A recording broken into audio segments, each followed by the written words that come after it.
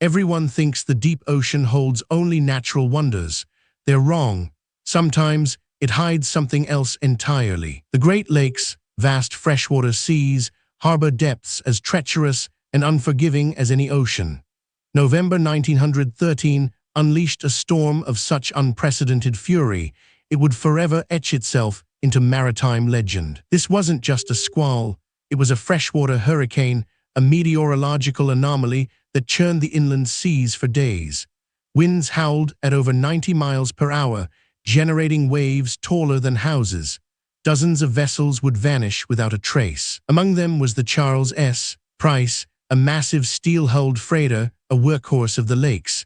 She was 504 feet long, carrying a full load of coal, a true titan of commerce, but even titans could be humbled. The Price disappeared somewhere on Lake Huron. No distress calls, no wreckage, just a gaping void where a ship and its 28-man crew had been. Families waited, desperate, as the storm finally abated. Then, 10 days after the storm, a chilling discovery was made by Captain John St. John aboard the steamer Lake Huron. Floating eerily, almost upright, was a large, inverted hull.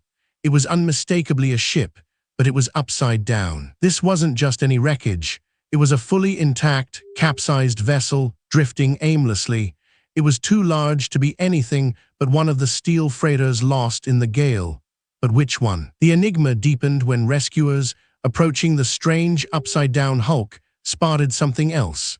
Bodies, several of them, clad in life jackets, bobbing in the frigid lake waters near the overturned ship. One man was quickly identified by his distinctive ring. It was Captain William A. McRae, master of the steamer Regina, another vessel lost in the same storm. This was puzzling. Why was the captain of the Regina with this mystery ship? The inverted ship was clearly one of the Great Lakes' lost titans, but the captain of *1 lost ship found near another lost ship's wreckage created a macabre riddle. The press, naturally, sensationalized it. Soon more bodies appeared. Several were found wearing life jackets clearly marked Charles S. Price. The mystery ship was, without a doubt, the Price. But then, the riddle of Captain McRae deepened. How could the Price be found, inverted and ghost-like, with its crew, while the captain of a different ship, the Regina, was also found among them? Was it a desperate attempt at rescue, or something far stranger? The official theory emerged. The Charles S. Price had capsized. Her crew had climbed onto the inverted hull, clinging to life. Perhaps the Regina, also in distress, had been near enough for Captain McRae to attempt a transfer or escape. But a more dramatic, and perhaps more enduring, theory began to circulate. A collision. Two titans, blinded by the storm's fury, smashing into each other in the blackness of Lake Huron.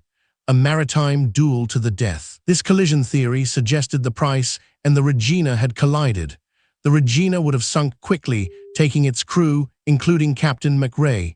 The Price, perhaps fatally wounded, drifted on, then capsized. The proponents of the collision theory pointed to Captain McRae's presence. They argued he was flung from the sinking Regina and by some cruel twist of fate, ended up near the still-floating, inverted Price, where he eventually succumbed. The inverted hull of the Charles S. Price, this ghost ship, drifted for days. It was a haunting spectacle, a silent testament to the storm's power.